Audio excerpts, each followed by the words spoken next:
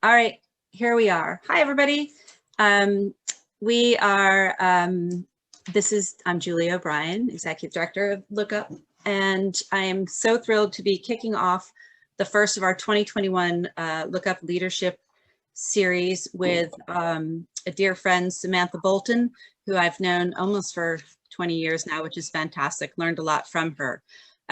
Sam is probably one of the smartest people I know, and you are definitely going to enjoy this conversation with her. She's based in Geneva, although I think you're in France at the moment, aren't you? I'm in the mountains, in the Swiss mountains, actually. Swiss mountains. So she's provided her own fire for our fireside chat, thankfully.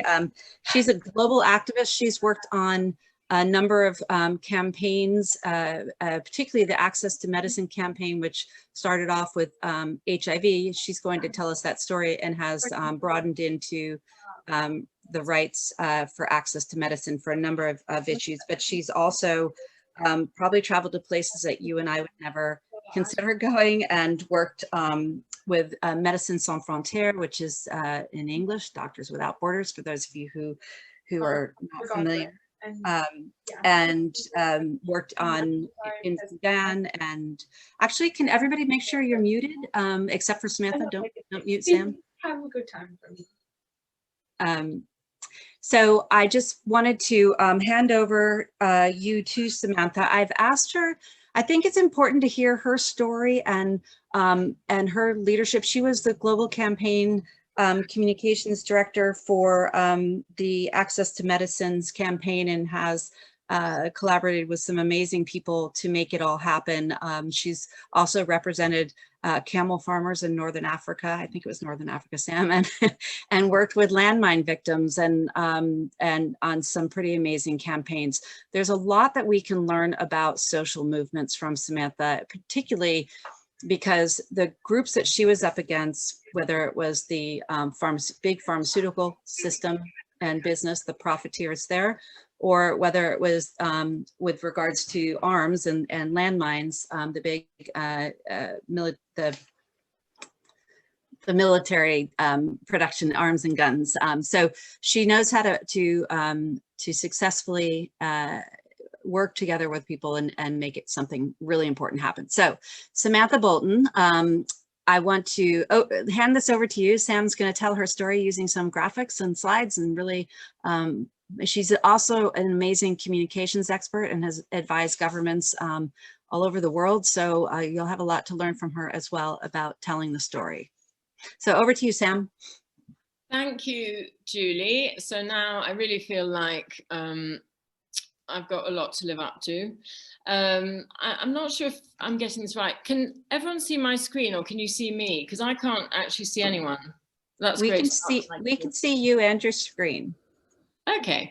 So can you see the yellow slide here? Setting yes. up. Okay, great. All right. So Julie basically told me that I've got some fantastic people listening in. So I'm really hoping that this can be a bit of a discussion, and we can maybe brainstorm about some of the things you're thinking about or are concerned about, because that's how all activists learn, is learning from each other. So Julie asked me to start about the Access campaign. So I thought before we begin, maybe I'd just touch a bit. Oops, now what's this funny thing here? All right. Sorry, let me just move this out of the way. Okay, so this is what I've got, a slight structure here. So I thought I'd tell you a bit about how I got to where I am now, and then just to touch on some of the global campaigns over the decades, just because, you know, we're always living in a context. I mean, especially now in COVID, you know, we tend to be in our little bubble with our social media. And so it's quite good to remember that, you know, okay, it's a nightmare, but we're in a bigger picture here. And then I'll go on to the Access campaign, which is basically about HIV/AIDS, of which there are many echoes in COVID. And then how we began to define this big campaign, which became the Access campaign, some of the tactics and rollouts, and then from stigma and discrimination to access and treatment.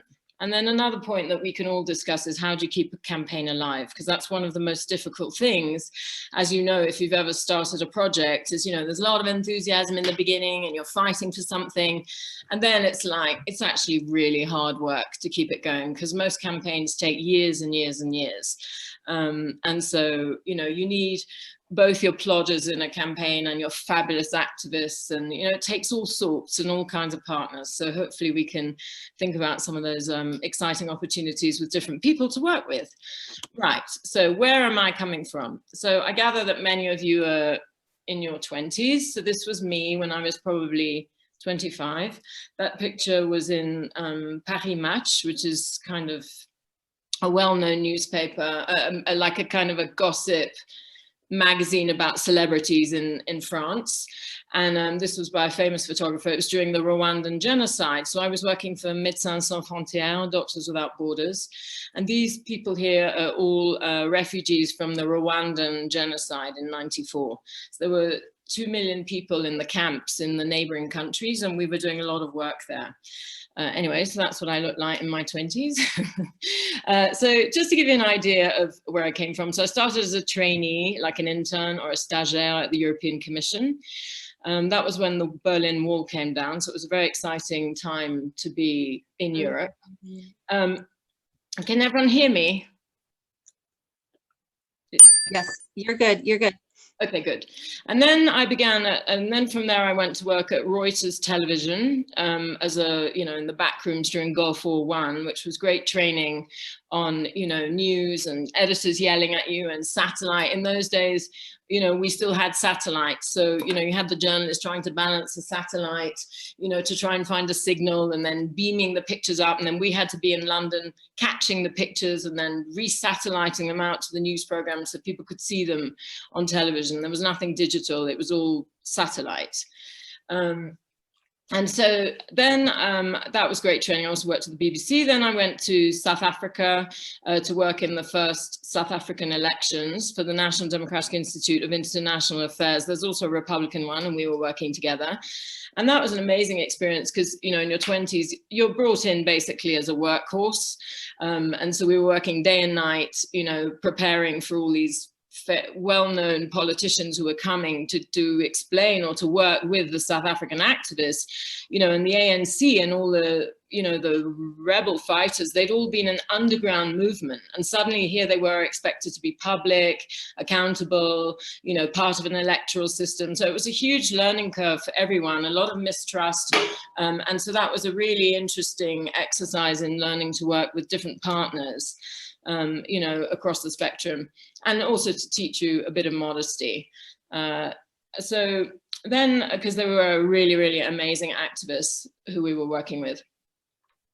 Then I went on to work for Médecins Sans Frontières, that's Doctors Without Borders, as a spokesperson in East Africa. So we had the Rwanda genocide, Somalia, Black Hawk Down, the Sudan famine, cholera.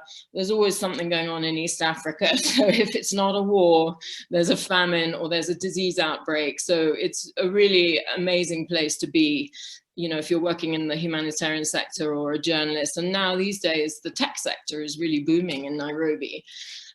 So that was an amazing time to be there. That was in the 90s. And then I went to the US. I was in New York to set up Doctors Without Borders, you know, the US communication side. And at that time, the conflicts had moved to Chechnya, which was a really bloody war, you know, with Russia and the Chechens. And so we were at the Security Council lobbying on that. And then I came back to Brussels as the global head of press and campaigns for the whole of MSF. And then in 1999, we won the Nobel Peace Prize, and we dedicated that money to access to medicines. So here I am looking, this picture here actually was taken in 2014 in Lagos. I'm not looking very happy because suddenly I was brought on without knowing. I was suddenly, basically the Nigerian director who's sitting next to me brought me into a press conference without telling me. I was just the communications officer, and he said I was Dr. Bolton representing the World Health Organization. So I knew I was going to be in serious trouble. Anyway, so this picture, or similar pictures of me looking slightly grumpy and shocked, went all over the Nigerian press. including all kinds of quotes of things I'd never said, but which, you know, there's different practices in different countries. So even though I had all this experience, I was basically caught with my pants down in the Ebola crisis. It all was fine in the end. But that's another example, a few years later, looking slightly shocked at what had happened despite all my experience. So no matter how experienced you are, you can be sure you're going to have some little ups and downs along the way. But this ended up being a good up. But they did a great job in Nigeria on Ebola. So I'm very proud I was part of it. Right. And then, okay, so here we are. So in my 30s and until now, obviously we had the Peace Prize, then we launched this Access to Medicines campaign, which now many people have heard of the word access, but at the time, nobody's really heard of it. You know, and we sat for ages thinking, what word can we use? What word can we use? And, you know, we bandied around lots of words, and finally we came out with access. And it took a while to get people to pick up the word, but now it's, you know, like often with a successful campaign, everybody uses it, and then it kind of loses its association with medicines. And that's when, you know, in a way you've been successful, and then you have to reinvent what you're doing in a way. Then after all these years, 10 years in humanitarian, I was a little bit exhausted. So I went off to the Kennedy School where I met Julie, and we all did this fabulous Masters in Public Administration, which was, you know, mid-career. You know, many people were rethinking their lives, what they wanted to do. So it was a great break to just kick back and meet fabulous people and, you know, really take a break. And I think when you work on a big campaign, you know, it's really important to take a break because you can really burn out. You know, and if you can do a master's, even better. Then I came back, I ended up being a research fellow at Harvard on HIV business.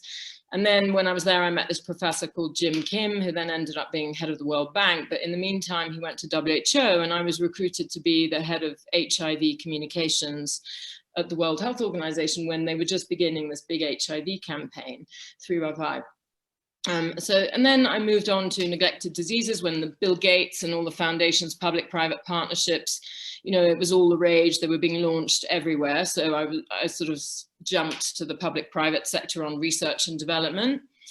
And then onto the campaign to ban landmines. Then here again, back to WHO in this photo, 2014, 2015. I then went on to bird flu, H5N1. With the Food and Agriculture Organization. And then now I'm working on COVID, again for WHO, and then I'm hoping to move on to camel milk at a later stage. Right, so just to look at some of the campaigns over the decades to put us in a context. So you could say that in the of course this isn't the only thing, right? But these are just some that just stick out to me with my particular experience. There are many others, but these were quite defining campaigns. So obviously in the 50s on until well into the 70s, as you know, and even now, you had the US civil rights, Martin Luther King, Rosa Parks, Brown versus Wade. These were really defining moments for everyone globally, not just the US. In the 1960s, you could say, you know, women were kind of burning their bras, you know, there was a bit of a women's liberation, women's rights. You know, a bit of a hippie thing going on, which also was very much triggered by Vietnam in the 1970s.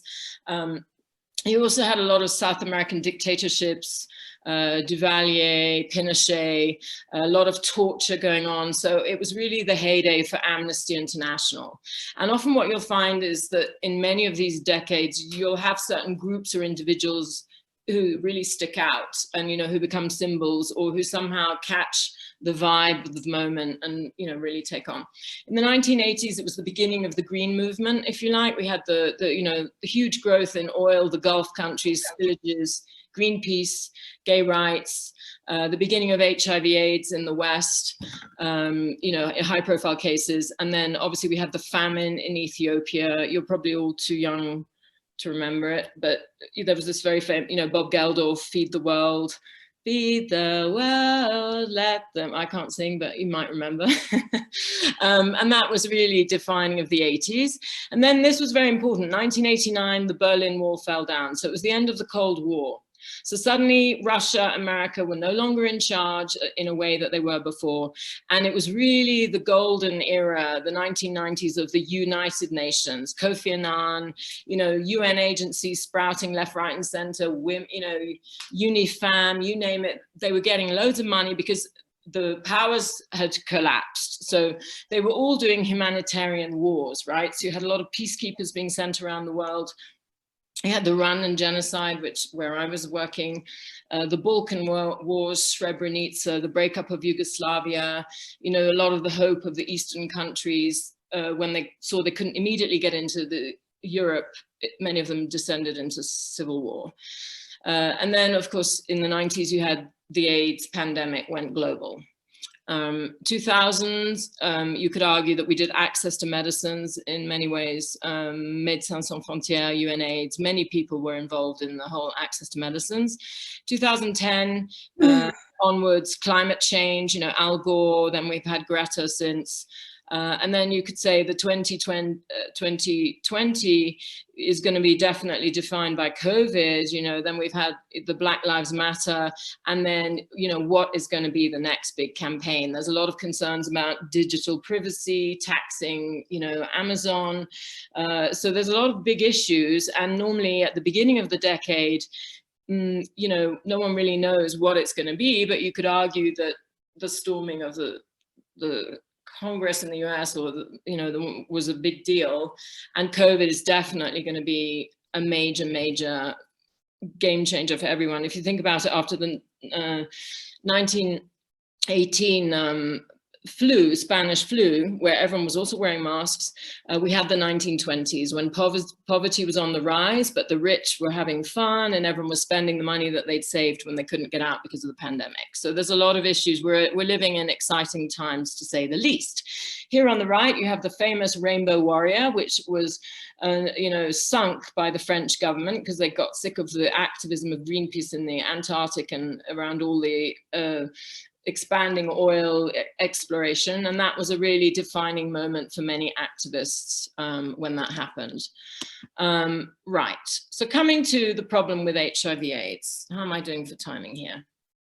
Okay, so when we're looking at HIV/AIDS, you know, in the beginning, it was really defined by sex, drugs, and rock and roll.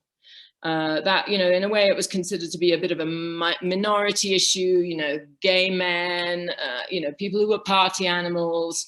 It was very much linked to, you know, like Rock Hudson, you know, high rolling lifestyles, although of course it wasn't really that, but they were the high profile images, and it was a good excuse to discriminate against many people.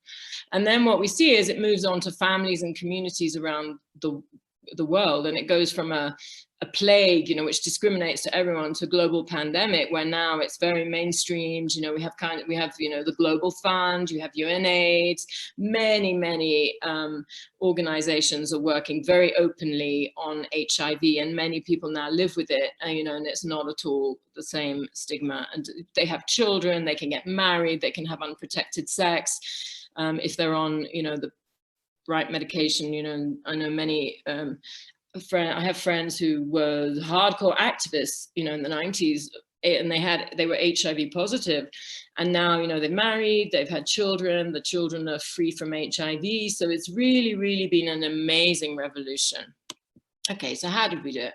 So when we go back, we look at, in the beginning, here we are, this is in the 1980s, basically. It was very much the sex, drugs, and rock and roll image, and it was mostly associated with gay men who were suffering from a lot of discrimination, and rock stars. Here we've got Freddie Mercury, who famously died of HIV, and he said here, this quote in 1991, he said, "I hope that everyone will join with me, my doctors, and all those worldwide in the fight against this terrible disease." And even then, you know, mentioning HIV/AIDS was difficult. People were afraid to hang out with AIDS victims. They were really ostracized. Nobody really understood the disease, how it was spreading. And here on the right, you have a picture, obviously, of a couple, and one of them is very ill, and, you know, he dies. And there were many photos like this coming out. And it was really thanks to celebrities and people who were willing and courageous enough to come out, and, you know, in every way to come out and then to actually speak out against it, that it really broke a lot of the stigma, at least in the West. So actually, after he was famously quoted on this, he died the next day. This is Freddie Mercury. And then we see that in the 90s, it basically spreads globally, right? So this picture here on the right, the face of AIDS, this was a really iconic picture, which really showed that you didn't have to be you know, a starving child in Africa or a gay man in New York in a nightclub, as that was often portrayed. It was really a problem for everyone. Everyone was at risk. This is like a family in Ohio whose son is dying of HIV. And this made the, you know, it was a famous Time magazine photo. And then here on the left, I mean, we got so many of these photos between the famine. In the beginning, people thought it was malnutrition, right, in Africa, because it was mostly children. So suddenly you had children. Children were being born with HIV, you know, and then they were totally innocent victims in this whole thing. So it really started to change the way we perceive HIV. Like, you didn't have to be, you know, because many of the religious leaders in the beginning were saying, oh, these are sexual deviants. No, they're not. These are ordinary people. And so, you know, it really moved on to be like a global pandemic. And so then we had to, you know, we had a lot of discussions on what kind of language should we use. You know, are they victims or are they survivors? You know, how do we change the image? You know, on the one hand, these pictures on the left are typical pictures that, you know, now many people might criticize it for fundraising. But it was also, you know, how do you preserve the dignity of the patient? Okay, you don't show, this kid died, right? Of course, we knew he was dying, and his face isn't being shown here. You know, so there were many of these issues which now, you know, there's a lot of more clarity sometimes on how you use, at least in print, not necessarily on digital, but how do you use on print, you know, with consent. Consent was a big issue. We were already discussing about consent, right, for using pictures. And now, of course, it's much more difficult because of the digital sharing. Right, so this is to give you an idea of what we were looking at. So in the late 90s, you had 23 million people dying of HIV every year, right? It was enormous. So here you can see 1990s, we begin the pandemic. It goes up 2003 here, the peak.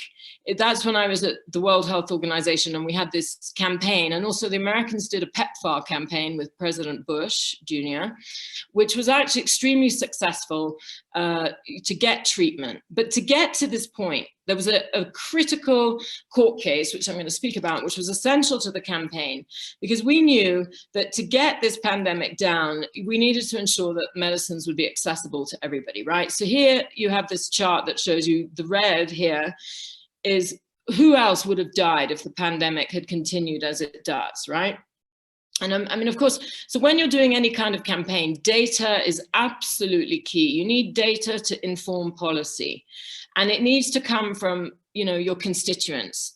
You know, how many suicides are going up, how many people are getting depressed, whatever you want it to be, you know, whether it's catching it, you need to have data, because no one can argue with numbers. Of course, you can fix data, but in general, you know, people will understand and respect data. So here you can see the source here is UNAIDS. So UNAIDS gets all their information from countries around the world. They collect the data.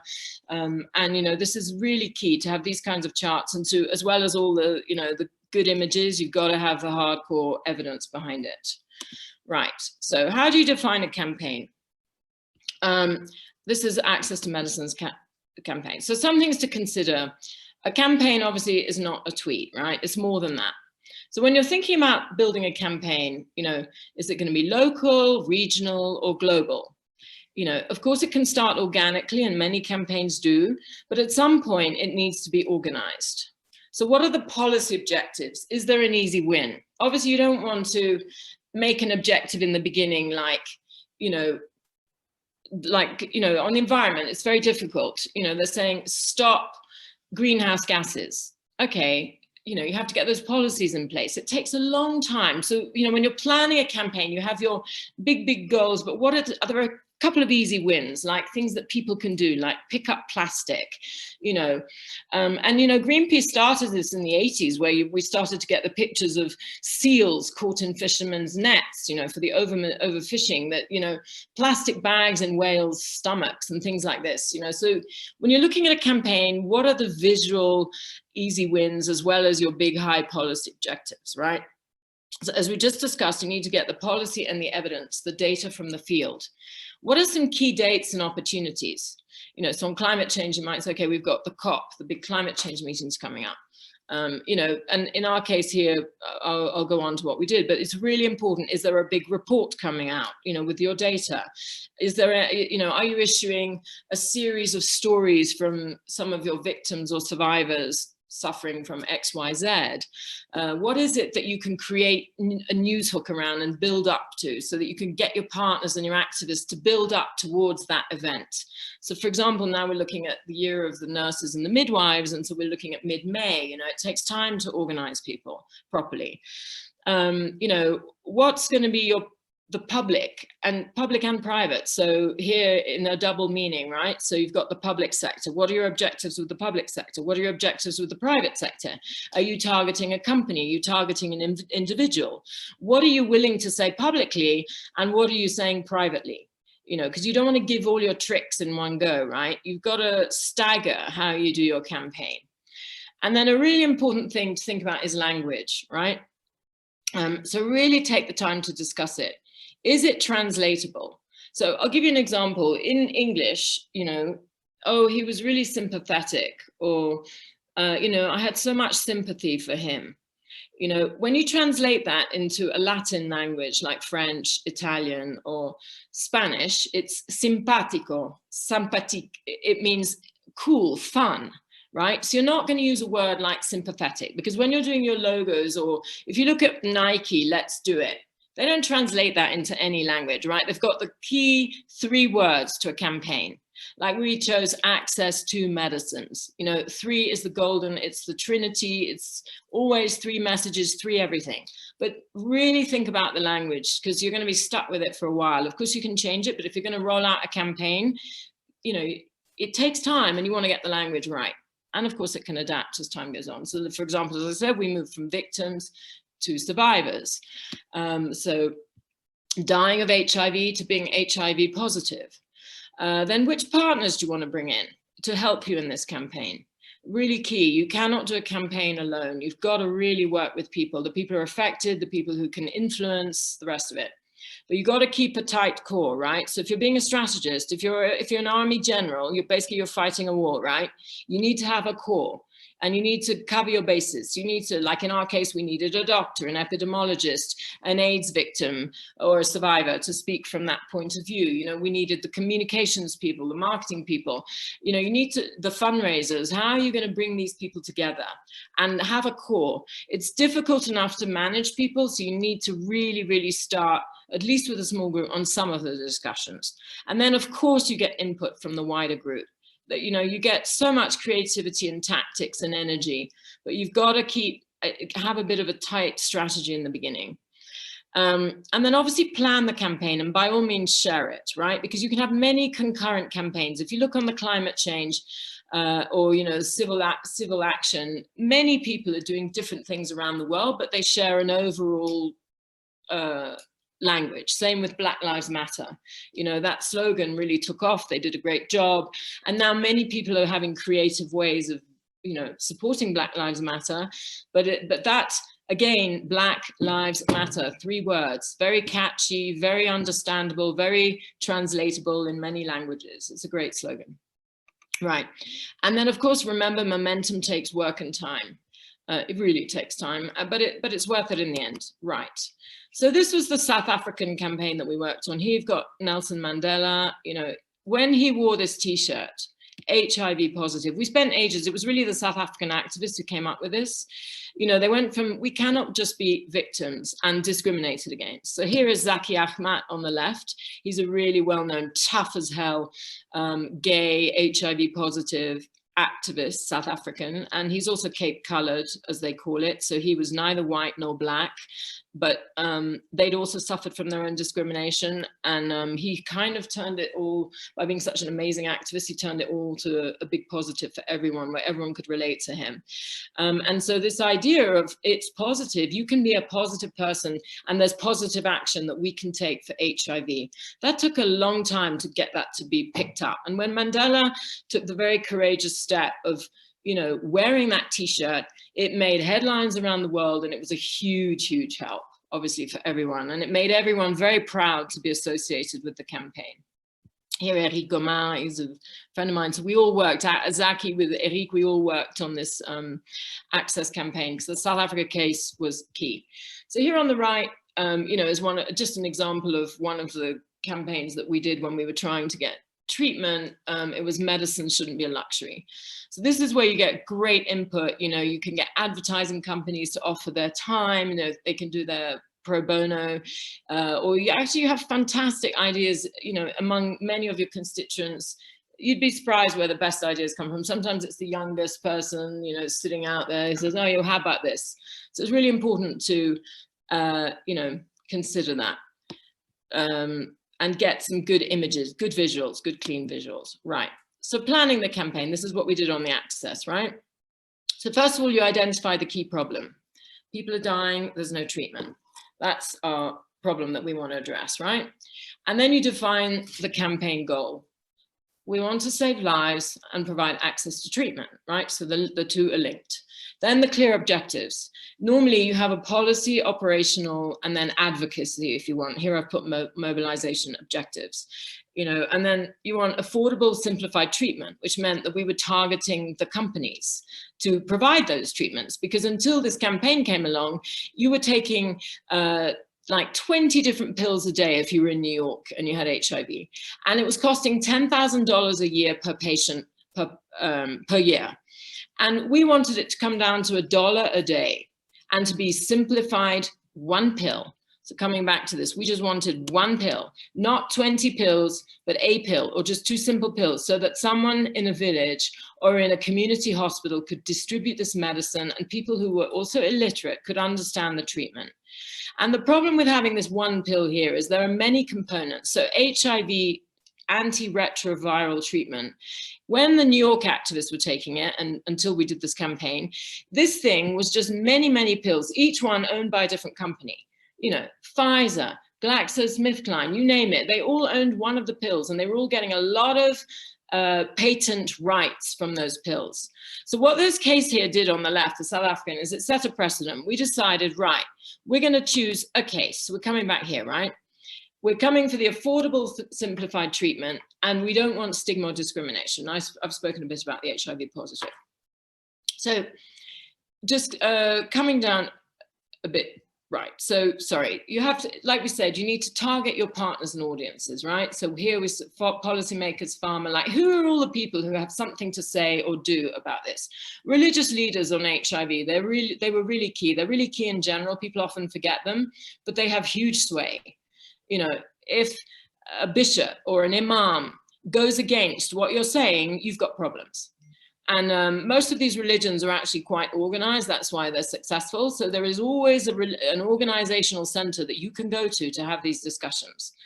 You know, influencers is a big thing. Everyone knows what an influencer is, filmmakers, media, the public, survivors, investors. How are you going to target investors, you know, investing in these companies? We used investors a lot on the landmines campaign because there were many companies with household names who hadn't realized that they were, through the funds they were investing in basically killer weapons, right? So that was a big thing to do. Anyway, then you look at your key messages. So access for all, medicine shouldn't be a luxury, for example. What are your data and policy objectives? So we decided we want to set a legal precedent and globalize mobility. So around South Africa, we used the South Africa case with the activists to mobilize the world, to collect 250,000 signatures from people that we then presented in a press conference saying, look, we ask you to drop the case. And this was a case where basically the pharmaceutical companies were suing the South African government because the South African government had decided to override the patent rules to under the emergency provisions of the WTO, compulsory licensing it's called, so that they could mix the medicines together and buy the medicines, for example here, from Brazil and India, who had generic manufacturers and who had agreed that they would override the patents as well to produce these medicines at an affordable rate. And if some of you have been following the news now, you've probably seen that there's a lot of discussion on COVID as well about overriding and should it be a global good? Why can't India produce cheaper versions? India has in many ways become, you know, they produce the same things but at a generic level. So the generics also make money, but they still sell it cheaper. So this is a very current topic right now. And then last but not least, so here we use the South Africa court case, right? Access to medicines. We had the drop the case, you know, with the 250,000 signatures. I mean, I did send some articles around. I don't know if anyone had time to look at it, but one of the things about having an action, right, is when you get people all riled up about a topic, oh, I want people to have access to medicines, this is terrible, this is terrible. You have to use that energy, you have to channel it into something. You know, pick up the plastic bags, let's make a mountain of plastic bags, you know, let's dump the plastic bags in front of the world, you know, in front of the Washington Memorial, or in the case of HIV/AIDS, you know, we made all these blankets and these woven with people's names, all the people, and you know, they filled the whole of the runway to the, you know, to the Lincoln Memorial. It was full of these tapestries. You know, where is your visual that's gonna make that photograph, the photo opportunity that everyone is going to take a picture, tweet it, share it, you know, talk about it, that's going to be the news hook. But so in other words, you've got to really look on a policy level, what is it I want to do? Try and find a court case or set a legal precedent or a report or something that you want to change. And then you galvanize people around it by collecting these signatures, by doing these actions. And then you have to plan, you know, over the years, what else? Because one of the hardest things is keep the momentum going. So what you've seen now is, you know, what started with Greenpeace, the Rainbow Warrior, you know, Greta, you know, there's a hell of a lot of very dry policy work that goes on with all these governments, you know, and that's what you end up doing as an activist, is you go from being in the streets to actually kind of advising the governments and helping them to draft legislation, especially around emerging economies, right? So often we would then provide a lawyer, and I went with them to West Africa, and we were advising them on how to frame their policy so that they wouldn't exclude access to medicines. And meanwhile, France and the UK and the US, who have big pharmaceutical companies, you know, they were lobbying the countries to go with kind of US regulations, which is not adapted to these countries. Like, they cannot afford US prices. So, you know, once you get past the sexy bit in the beginning, you have a lot of policy, legal, financial work to do behind the scenes. And so you have to really find those opportunities. You know, how do we want to define this campaign? You know, how are we going to turn it into something that's user-friendly, like this image here? This is basically the translation. This medicine shouldn't be a luxury. Is the translation of an enormous amount of legal WTO challenges, you name it, but made in a way that people could understand. And one of the things that we did here, sorry, I couldn't find a picture of it, but with the campaign, with the court case, the way we got them to drop the case, right? So it was all the pharmaceutical sector of the world who came to South Africa to sue the South African government. And so we sat around and we came up with this idea, and I was in this meeting, it was very exciting. And we said, okay, how dumb can you get? Try suing Nelson Mandela, you know, the hero, the global hero. And these idiots were suing Nelson Mandela. But of course they hadn't seen it that way. So then I called up the New York Times and I said, hey, how dumb can you get? Try suing Nelson Mandela. And this is what they're doing. And we had organized this demonstration where we had all the activists, the people dying of HIV because they couldn't get treatment. And we put these HIV positive t-shirts on. And we had on the back of the t-shirts, we had Nelson Mandela's prison number on it, right? And then underneath we had the number of people dying of HIV. And then what we did is we cut out the pictures of the CEOs of every single company, and each activist stood with a photo, like a mask, right, of the CEO in front of the courthouse. And we had this slogan saying, you know, and then basically saying, drop the case, drop the case. And it came out, and then the pressure was building up. I mean, all kinds of tactics, like the IFPMA would only invite the financial papers, or if you want, the white journalists, because they were more financial, to brief them on why you had to protect patents, why South African business would collapse without patent protection, you know. And then we would organize, we would break into the press conference and shout and scream and try and get arrested and, you know, give out our papers saying that, no, this was about people's lives and that this was an internationally acknowledged thing, that in international concern, you can override patents. So, you know, you have to kind of be ready to be beaten up a bit, arrested, within reason, right? I mean, you don't want to start getting your activists killed, but you've got to, and then you warn the journalists that you're coming in, so they're ready to take the pictures, you know, and obviously you take pictures and share them yourselves. So, you know, like, for example, we stormed shareholder dinners in Johannesburg, you know, and we went in with our t-shirts shouting and screaming, ruined their dinner, you know, and all of that. But anyway, so we had all the actors standing outside the courthouse with their faces, with the face of each CEO. And then it came out on the front page of the New York Times, how dumb can you get? Try suing Nelson Mandela. You know, CEOs, and it had the pictures of each of the CEOs. And then after they saw that, obviously their kids woke up and said, Dad, why are you killing people in South Africa? You know, kids are really important. Like on the smoking campaign, it was mostly kids telling their parents to stop. Like I told my father, anyway. And, you know, so that was how the CEOs then called out the IFPMA, the International Pharmaceutical Manufacturers Association. They said, drop the case. We cannot take it anymore. Like our kids are suffering at school because their dad is the CEO of a big company. So that was really, it was really personal attacks on the CEOs of these companies, you know, which got us to the court case dropped. And then once we had that success, we built on it, you know, the campaign moved around the world, et cetera, et cetera. But really it was this South Africa court case. If you can get a court case or build up momentum around something like that, it's really important, because it gets also the more intellectual journalists, the high level journalists interested, because it's about profit in the end, right? Profit and lives. Hey, Sam. Thanks, I'm done. Well, I know I could listen to you for 3 hours, but I want to give the team, perfect, a chance to ask questions. This is, I mean, I know I've seen the chats and the questions, and I know people have them. So did I cut you off too short? Did you want to? No, I was finished. I was finished. All right. So hey, can you unshare your screen? And then we'll pull everybody up in a. Can you see me? We can see you. And can you see everybody, Sam? Yeah, the fire's kind of. Okay, whilst I'm listening, I'm going to put log on the fire. So is the fireside chat? Yeah, there you go. Hey, everybody, can you turn on your videos now? We'd love to see your amazing faces. And while Sam's fixing her fire, by the way, I didn't require that our speakers create their own fireplace setting, but I'm glad that Samantha took the lead, because anybody else that comes. You've got to have visuals, man.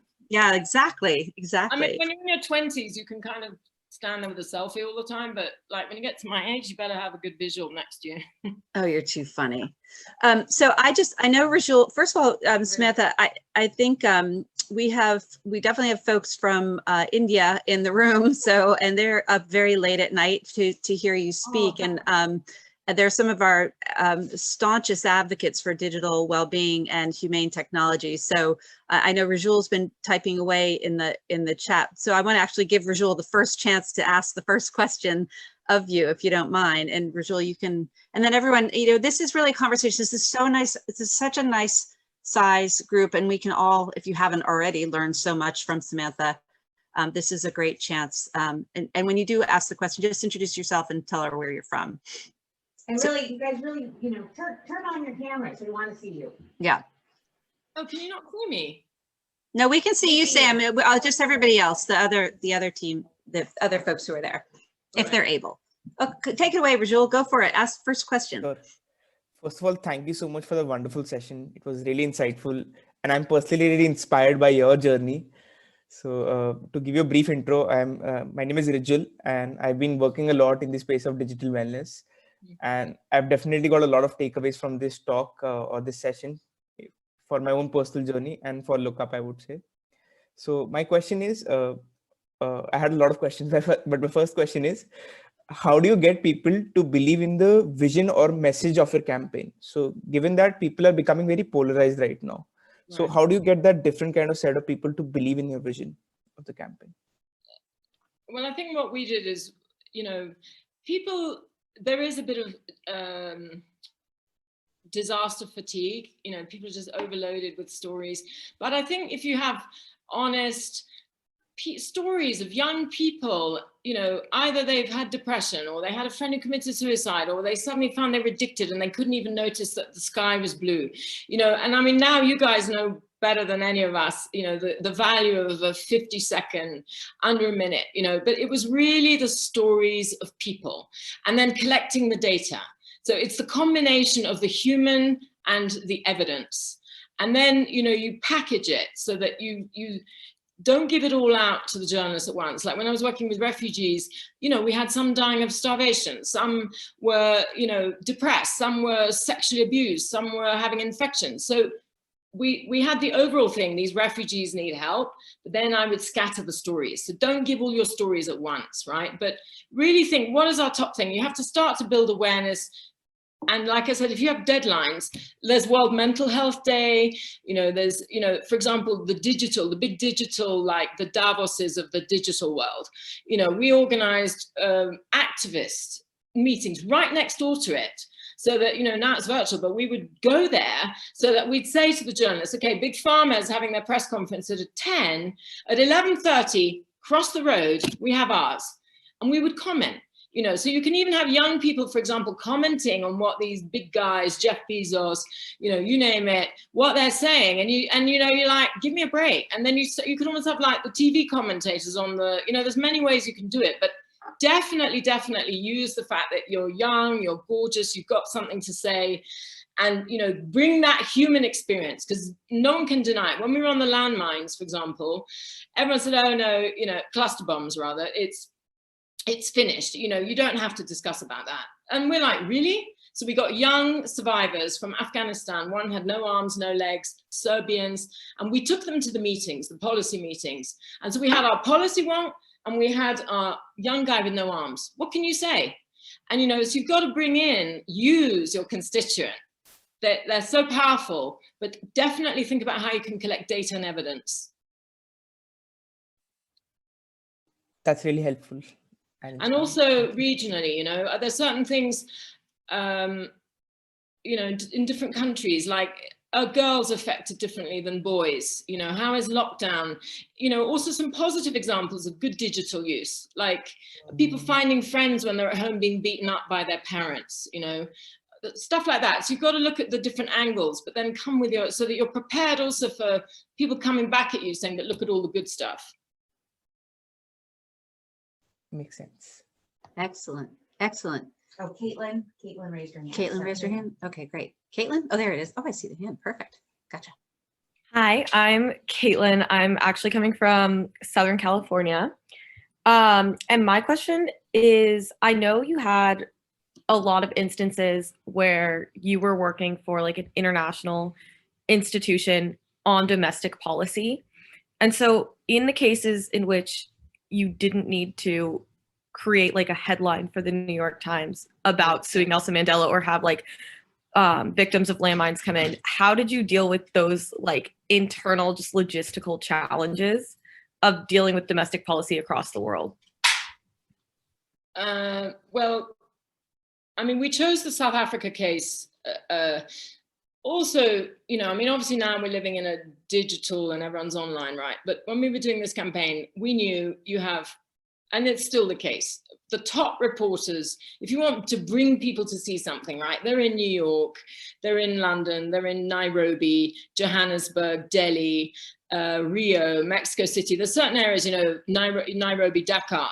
So we knew we wanted to do something in those areas. And it just so happened that South Africa was also fantastic activists.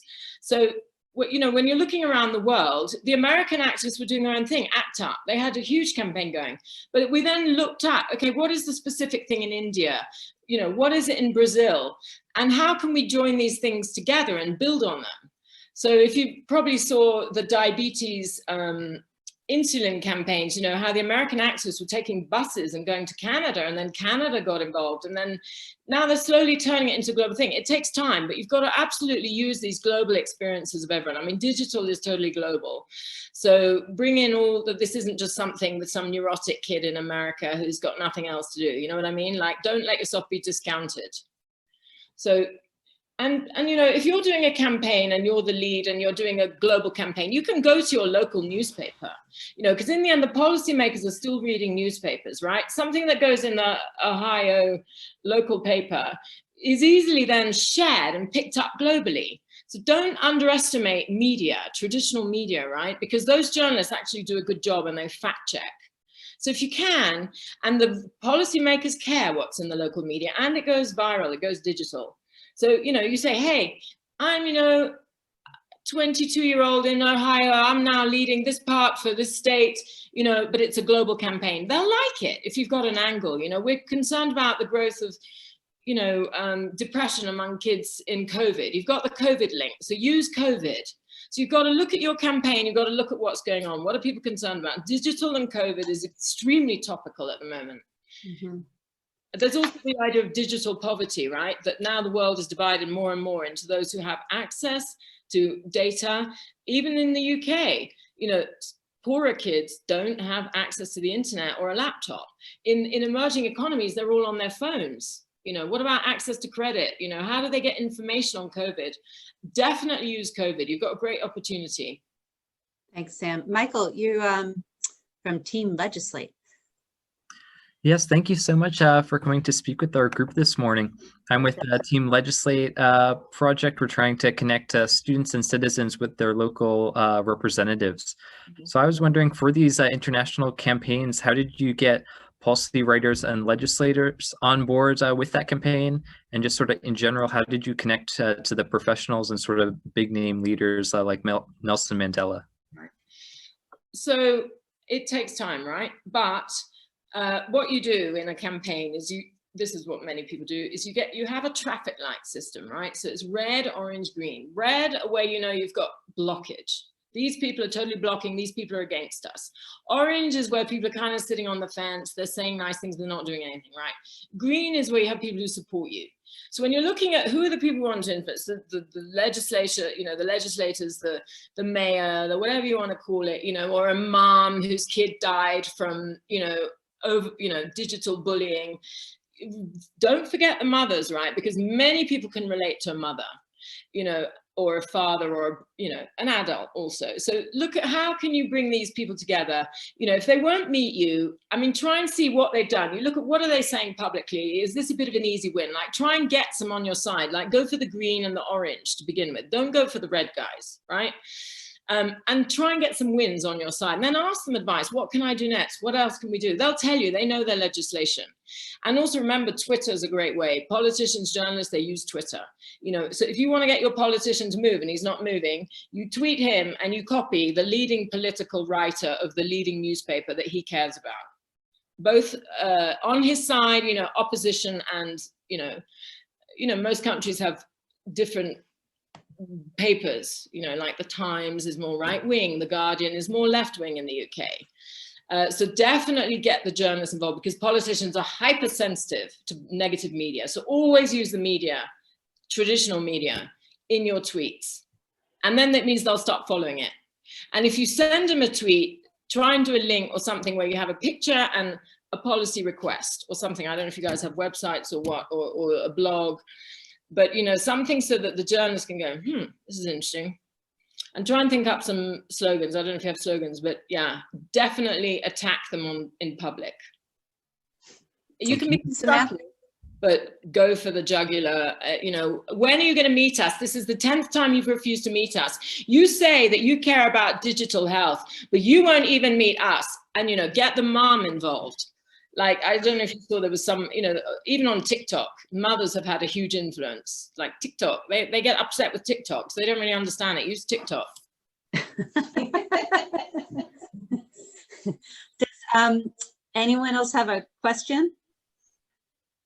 But bring in the media, yeah? And media are key, journalists. While you're thinking about your question, oh wait, Tyler, did you have a question? Did you raise your hand, like physically? Yes. Okay, go ahead. Yeah. Sorry about that. I was about to do it on Zoom, but yeah. So it seems like moments have been a big deal, like, and you've really capitalized on a lot of them.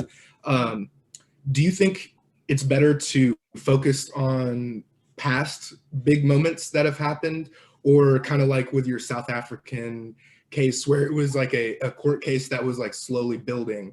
And like kind of planning a campaign for a future event? Do you get kind of what I'm asking? Like, what have you found the most success with? Wait, you've got to do them concurrently, right? So you need to have your objective, like, you know, maybe you'll have a local legislation thing in Miami, you know, and then you've got your tech campaign. So you have to kind of look at what are the opportunities coming up. So you're working at various levels. And meanwhile, you've got to have something that starts to mobilize people, right? So you're saying we're building up towards this public event, digital San Francisco, you know, or like it's tax time, right? So you have to think of opportunities. What are people writing about? So April is normally tax time, right? So you could say February, what is Jeff Bezos paying in tax? Show us the tax returns. Are you investing in this? You're a multi-billionaire. Bill Gates has given away 50% of his wealth. When are you going to give away your wealth? What are you doing with your wealth? Do you care? You know, you are just, you know, and then get people. But when you're doing these campaigns, you know, you don't want to be, Twitter is more and more difficult, right? So the value of Twitter is that the media follow Twitter. It's really important, Twitter, for serious stuff. And, you know, but you don't want to get banned from Twitter. So you've got to be constructive so that you're still on Twitter, and not like President Trump, who's now been kicked off. I've also temporarily been kicked off Twitter. Let me tell you, I had to call lawyers who'd worked on IP, and I had to get someone, you know, who was an activist to get me someone in Twitter to unblock me. I mean, it was a nightmare. You do not want to get blocked from Twitter. So, you know, get your various channels going and have those. So when you're doing it, you have your, like, these are 10 tweets that you can adapt. So try and control the messaging, but share the tweets or share the Facebook, put your picture in here, put your story, but you have the shared slogan, right? So that you're all singing from the same song sheet. But think of these opportunities. Tax day. What these guys care about is money and their reputation, right? If he has a girlfriend, tweet her. Did you know that you are going out with a guy who kills, lets people, who doesn't care, who, you know, gets people into debt, whatever?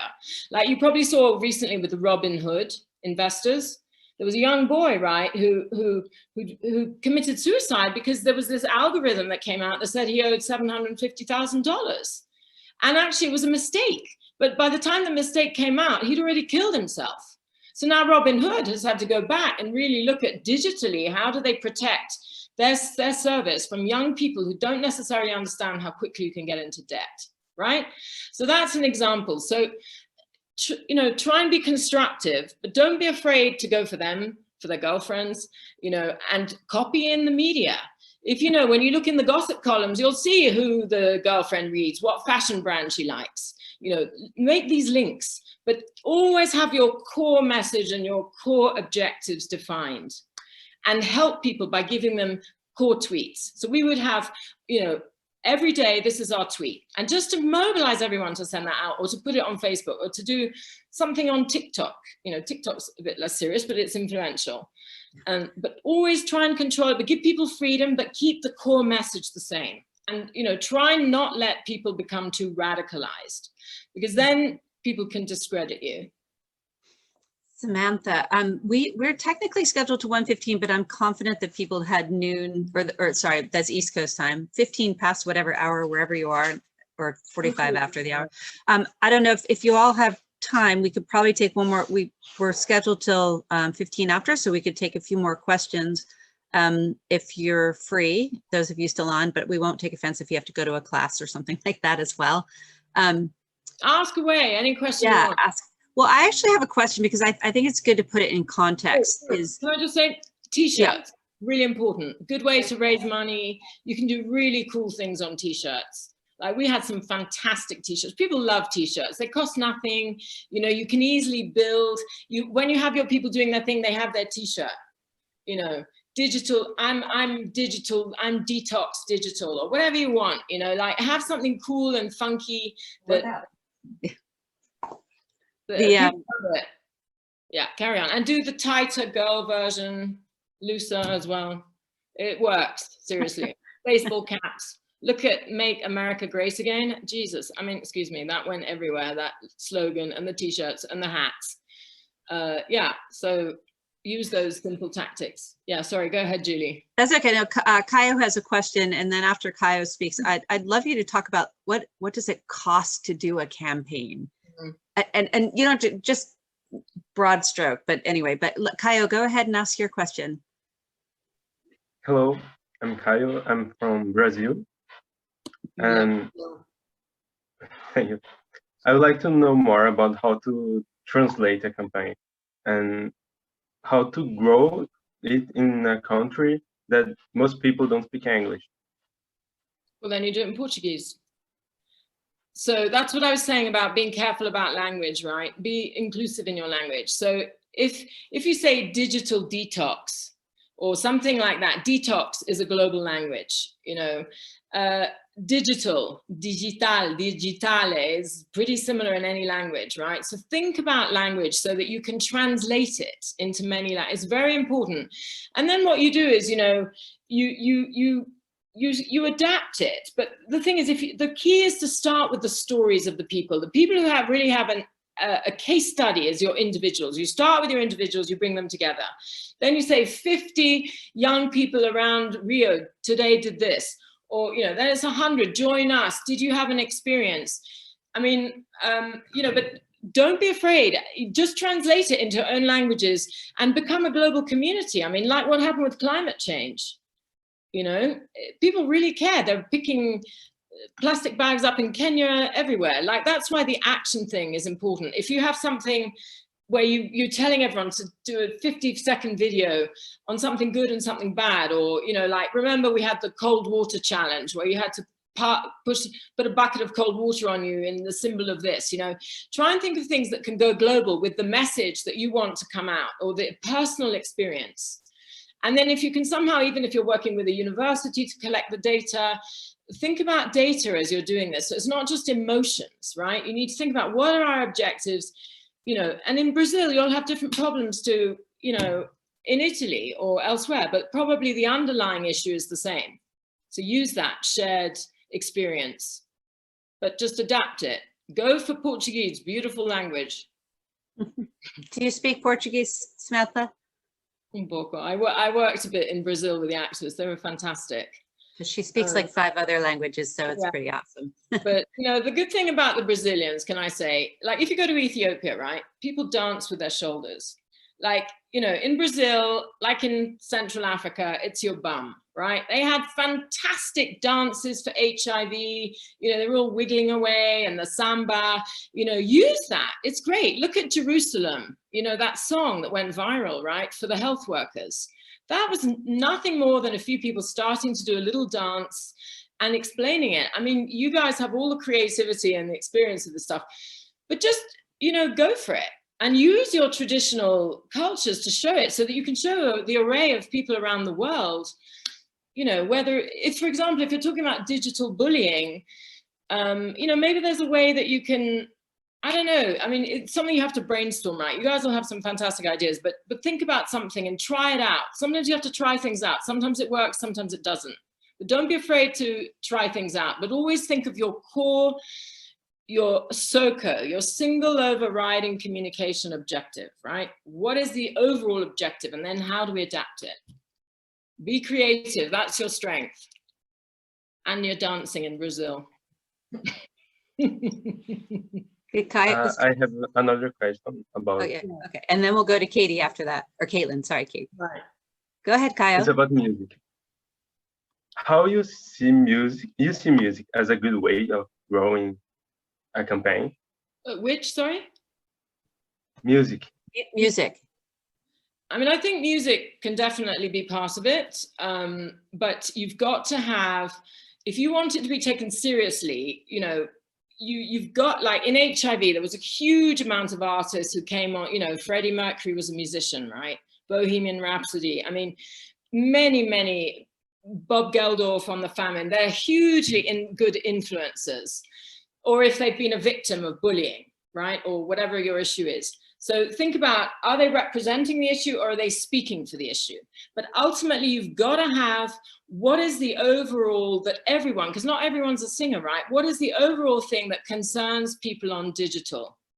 And then you have your different roles for the different people. But always think, policy, data, operations, you know, what do you want to change on an operational level? And then on an advocacy. So it's kind of like a pyramid, right? But the policy, what is your policy objective as well? If you want real change, you know, do you want these companies to be taxed? Do you want there to be new legislation? I don't know what your objectives are, but you've got to really think, and then you you plan your campaign with your traffic light, with your musicians, with your influencers, with your politicians, with your journalists. We were very much helped by some journalists who suddenly, especially if you have young up and coming journalists, they want to make a story, you know, as well as the established ones, get them on board and keep them informed, give them an advance, build your journalists, because they are the ones who can get the data and help pressure. Awesome. I think we have time for one more question. Caitlin, did you have a question you wanted to ask? Yeah, go for it. Something that I was just thinking about when you were discussing Twitter specifically and how you want to make sure that you're aggressive but not too radical, because then you might get kicked off or make your entire movement seem illegitimate. How do you keep people who become really enthusiastic about your cause from being too radical, especially online? Well, obviously you don't want to have a public fight, right? So you want to message them privately and just say, look, it's really great that you're being so enthusiastic, but be careful because we don't want to be kicked out. You know, and sometimes you do get radical splinters who just go off. You know, if you look at what's happening with the Republican Party, right? Some are supporting what happened, you know, the raiding of the Congress or the building there, and others not, right? So you have to, if they get really bad, you've just got to focus on your message. And then if it gets so bad, you have to say, look, to be honest, they're their own splinter group. Like what happened with the Green Movement, you saw it, right? There was the radicalization. They ended up having to say, look, they're not with us. But, you know, where possible, try and get them in and try and work privately with them to bring them on course. Because if you offend their ego in public, they're going to be worse. So just, you know, you've got to be a bit of a diplomat also with the most radicals or, you know, come down hard. I mean, for example, this is just a silly example, right? On the AIDS campaign, we were at this big AIDS conference in Bangkok, right? One of our best activists, Sharon Ann Lynch, she's like this really out there, hardcore, out there lesbian, you know, really a tough street fighter. And she's like, yeah, we're going to attack Coke. Coke was a sponsor, right? So we were going to go and attack Coca-Cola, great brand, right? We're going to attack them because they were letting people die of HIV without treating them in the bottling plants in Kenya. The problem was we were sitting in a meeting and she's drinking a Coke. So we were like, I'm sorry, you know, we have photos of this. You cannot be drinking Coca-Cola when we're running this campaign. Do you mind switching to Pepsi at least? Because it could damage us if this image goes out, you know? Oh, but I'm addicted to Coke, you know? So sometimes even on a personal level, you have to, like if you're attacking Amazon, don't go buying your relatives Amazon vouchers. You know, you've got to think, you know, are we boycotting Amazon? We're going to go for this. So think of boycott, attacking Bezos. How are you going to get a hold of Amazon? You know, get a different one, give people an alternative. So if you're telling people to block something, you know, find some alternative things or get, you know, but you've got to give people a clear action, right? Boycott, and then you collect the signatures, you collect the data, or, you know, and then you boycott because of the legislation. You want them to be taxed, or you want there to be regulation or data privacy, whatever the hell it is. Look at what logically comes in to your objective and, you know, and try and do a campaign that's related to what you're saying. I mean, you may have a couple of campaigns going on at the same time. For example, we had one on pushing the companies to produce, it came later, to produce medicines for neglected diseases. We called it the 1090 gap. We did this report, which was published in an academic journal, on how 90% of the research in the world is only going to 10% of the diseases, but these are diseases that make money. And it became known, but as everybody knew it as the 1090 gap, the 1090 gap, the 1090 gap. But that was really policy, you know, and then it was a report. And that's why I'm saying, when you get your campaign, think about what kind of data do we want to collect, you know, and then use it. And then have your targets, your policy, you know, your action. People need to do action. Are they going to boycott? Are they going to sign a petition? Are they going to give a video with their experience? You know, and then you pick the best of them. You know, there's many ways of doing it. It's very exciting and very topical. But don't forget the moms and the adults when you're bringing them in to support you. Samantha, we have learned so much from you. So incredibly grateful for you. Still burning. Fire's still burning.